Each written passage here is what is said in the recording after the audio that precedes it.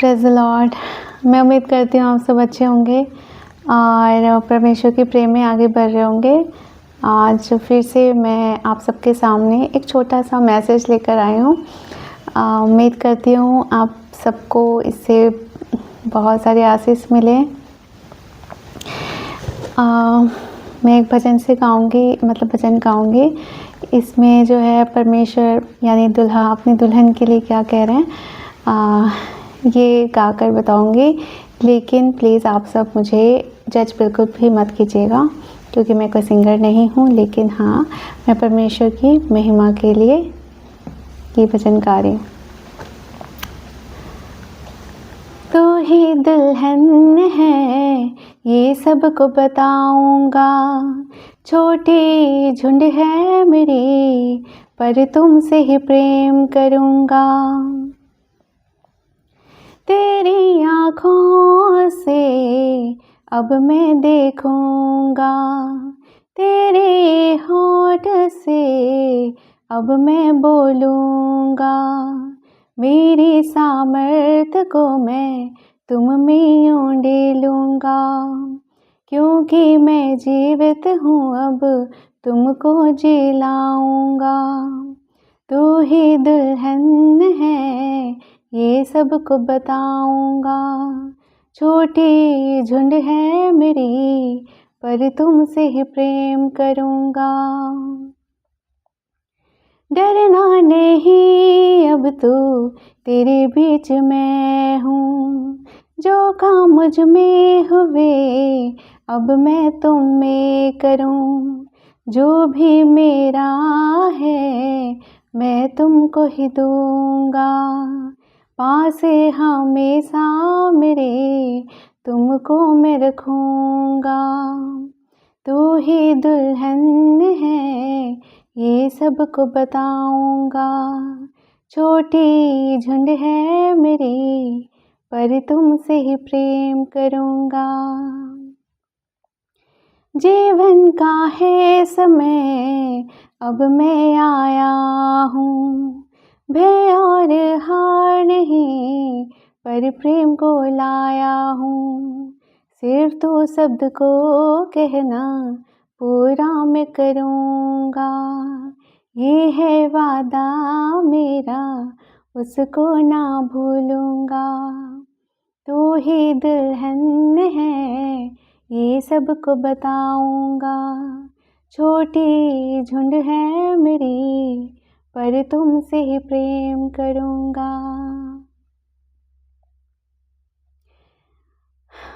वाकई में जीसस को देख के लगता है अनकंडीशनल लव क्या होता है।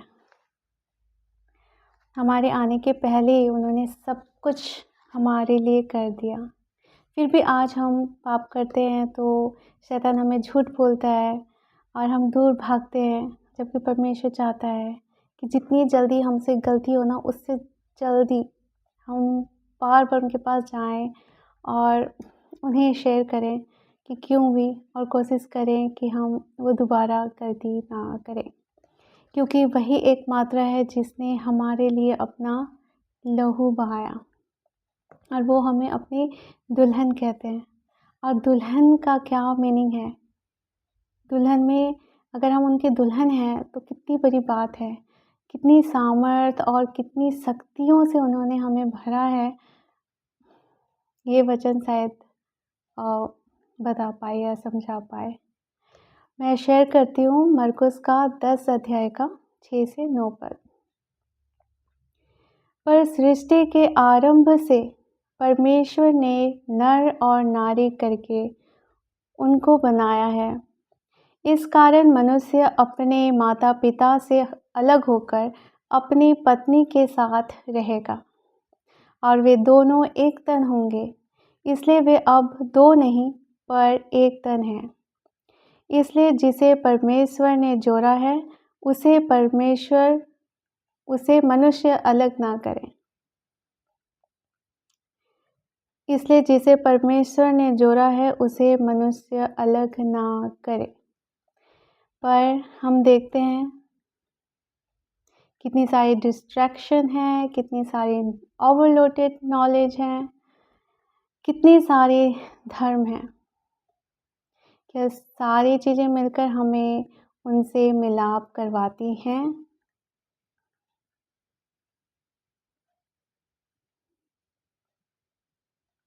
सबके आंसर अलग हो सकते हैं, पर जो परमेश्वर को खोजते हैं या परमेश्वर को जानते हैं, या फिर आप ये बिलीव करते हैं कि उन्होंने अपना लहू बहाया तो क्यों बहाया, और हमें दुल्हन वो कहते हैं तो क्यों कहते हैं, और कुर्बानी उन्होंने दी तो क्यों दी, उसके पीछे असीम मोहब्बत छिपा है। ऐसी मोहब्बत जो कि उसके क्रिएट करने के पहले से ही सोच में ही वो इतनी मोहब्बत करते हैं अपनी ही सृष्टि से, जो पहले शायद सामने थी भी नहीं। क्योंकि आप सोचिए उस बात को, मैं इस बात को अक्सर सोचा करती हूँ कि मैं तो अब आई हूँ दुनिया में, या छोटी बड़ी गलती हो जाती है, कभी कभी शैतान हमें कहता है कि मत जाओ, वो तो बहुत पवित्र हैं, तुमसे गलती हो गई है। या हम कभी भी खुद को परफेक्ट नहीं समझते, तुम्हें इतनी कमज़ोरियाँ हैं, या तुम्हारी जात को वो ज़्यादा पसंद नहीं करता है। लेकिन परमेश्वर ने मेरे जन्म से पहले, मेरे जन्म से पहले उन्होंने मेरी हर एक छोटी बड़ी नादानी जैसे भी हर एक गलती का कर्ज चुका दिया है।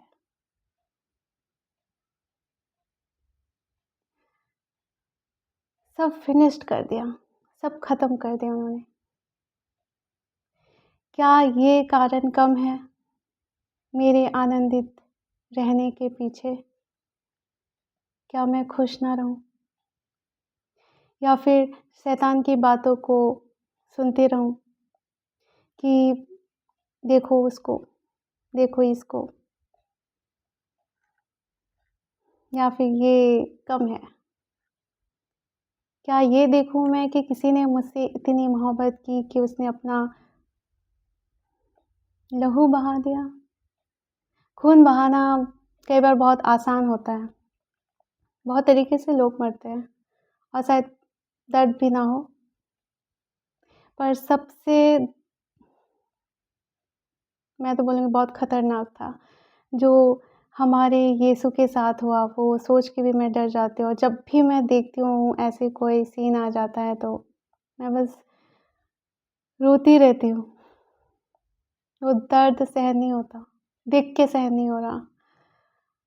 जब छोटी-सी चुभन होती है या आँच लगती है या कहीं पे थोड़ा-सा छिल भी जाता है तो इतना तकलीफ़ होता है, बहुत दर्द होता है। पर जिसने मुझसे इतनी मोहब्बत की, मेरे जन्म से पहले जिसने मुझे दुल्हन कहा, हम मसीहों को, हम जो उनको खोजते हैं, हमें अधिकार दिया उनकी वाइफ़ बनने का, उनकी सृष्टि। कितनी बड़ी बात है यहाँ पर। मैं समझ सकती हूँ, बहुतों को शायद समझ ना आ रही हो, पर मैं उनसे बातें कर रही हूँ जो समझ रहे हैं। ये आपके लिए कहा जा रहा है। हाई लेवल उठने की बात कर रही है। मैं नहीं सक्सेस को ऐसे कहती कि आप पॉपुलर हो जाओ या ये हो जाओ, आपके पास बहुत धन संपत्ति आए। लेकिन सबसे बड़ा धन तो हेवन से आता है।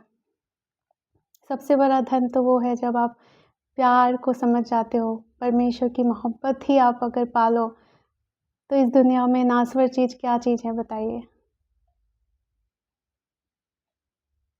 यहाँ परमेश्वर हमसे कह रहे हैं कि जब पति-पत्नी होते हैं, वो एक तन होते हैं और वो अकेले नहीं हैं। यहाँ वो अकेले बिल्कुल भी नहीं है, और जब वो देखते हैं आपको, वो 2 ही दिखते हैं, यानी कि जो उनकी दुल्हन, जो कलीसिया है उनकी, परमेश्वर जो ऊपर से देखते हैं तो हमें अकेले नहीं देखते, मसीह की मोहब्बत दिखती है। जैसे यहाँ पे वो दो नहीं एक बन जाते, एक ही, और हमेशा वो साथ रहते। और वैसे भी परमेश्वर ने नर से नारी को रचा, और अब हम मसीह के देह हैं, उनका शरीर है।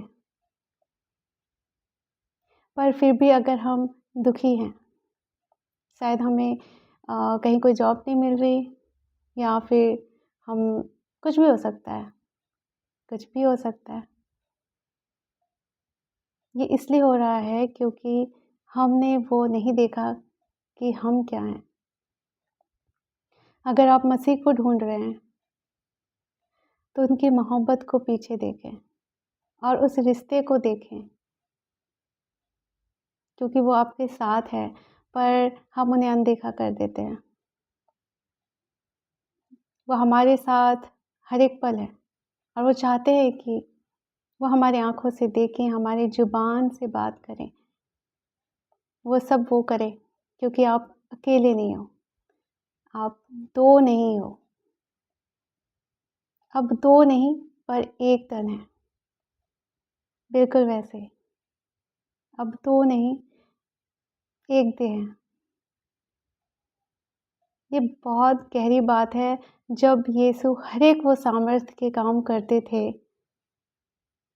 चाहे वो दुष्ट आत्माओं को भगाने की बात हो। अगर आप खुद को मसीही कहते हैं, अगर आप कहते हैं कि आप बोर्न अगेन क्रिश्चियन हैं, आप कहते हैं कि मैं तो सच्चा मसीह हूँ, और दुष्ट आत्मा से डरते हैं, या फिर ये हो जाएगा या वो हो जाएगा, डर आप पर हावी है, तो आप समझिए कि यीशु क्या डर रहे हैं उस जगह? क्या आप सही कर रहे हो?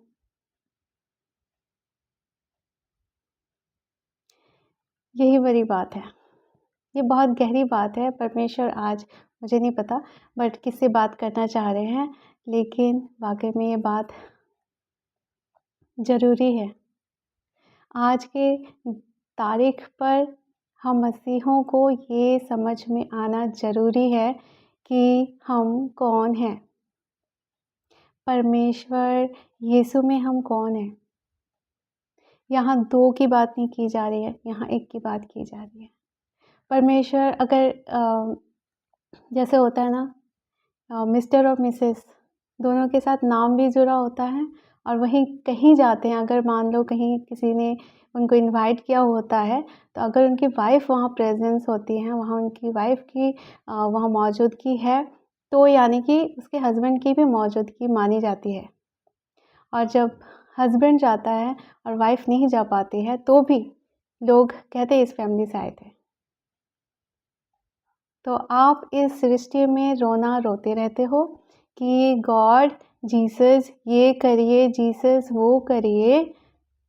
आपको क्या करना चाहिए? अगर आप खुद को देह समझते हैं, अगर आप चाहते हैं, तो आप कहें मैं तो मौजूद हूँ। बस इतना समझ ही होना बाकी है। घोषणा करने की, आजकल तो मैं बहुत खुश हूँ, घोषणाएँ करना सीख रहे हैं सारे लोग। लेकिन मैं मौजूद हूँ, आपकी प्रेज़ेंस, आपकी मौजूदगी सिर्फ़ आपकी नहीं है। दुल्हन की मौजूदगी सिर्फ़ दुल्हन नहीं है, दूल्हा भी वहाँ प्रेज़ेंट है। दूल्हा की प्रेज़ेंस ही वहाँ मौजूद है, क्योंकि आप वहाँ मौजूद हैं। आप शायद किसी कस्बे में हो सकते हैं, शहर में हो सकते हैं, कहीं भी हो सकते हैं। आप कह सकते हैं, अगर कोई सिचुएशन बुरी है, मसीहों के साथ कुछ हो रहा है, या कोई सिचुएशन अगेंस्ट है, अनदेखा ना करें। कहें उनकी वाइफ़, उनकी दुल्हन यहाँ है, और आप चीज़ों को बदलने की सामर्थ्य रखते हैं, क्योंकि मसीह ने कहा कि हम दो नहीं, हम एक हैं। और अगर परमेश्वर ने जो बात कह दी तो कह दी। दुनिया इधर की उधर हो जाए पर उनकी बात नहीं टलती है। अगर वो कहते हैं कि पति पत्नी एक तन है तो वो एक है। जिसे परमेश्वर ने जोड़ा है कोई अलग ना करे तो सारी दुनिया अलग करने के पीछे पड़ी रहती है। पर जो आप समझते हैं इस बात को, आप नहीं अलग होंगे। और साथ ही साथ परमेश्वर की मौजूदगी को अगर आप समझते हैं, आप कहते हैं कि मैं मसीही हूँ और मैं उसकी दुल्हन हूँ, कलीसिया में आप हो, इस बात को आप समझते हैं, तो आप किसी भी ज़िले में हो सकते हैं। आपकी प्रेजेंस से मसीह यीशु की प्रेजेंस से है, उनकी मौजूदगी है। और जब वो मौजूद होते हैं कहीं तो क्या करते हैं? उन्होंने कहा था ना कि मेरे बाद अंतिम के दिनों में क्या होगा कि मेरे से भी ज़्यादा सामर्थ्य कार्य वो करेंगे जो पवित्र आत्मा से भर कर आने वाले, यानी हमारे लिए उन्होंने कहा था। पवित्र आत्मा से भर कर वो वैसे काम करेंगे जो उस वक्त नहीं भी हुए। तो वो कुछ नया करना चाहते हैं, पर कब? जब हम प्रॉब्लम्स को नहीं, अंधेरों को नहीं, पर सृष्टि करना शुरू करेंगे। कहेंगे कि मैं मौजूद हूँ, चाहे किसी ज़िले में हो, कहीं भी हो, एक रूम काफ़ी है। वहाँ से आप घोषणा करें, डिक्लेयर करें और विश्वास करें,